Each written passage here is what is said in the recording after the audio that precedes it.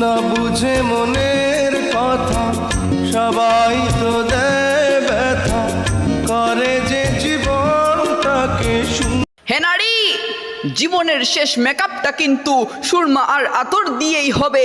তাই রূপচর্চা ছেড়ে আমল চর্চা করুন, জান্নাত খুঁজা লাগবে।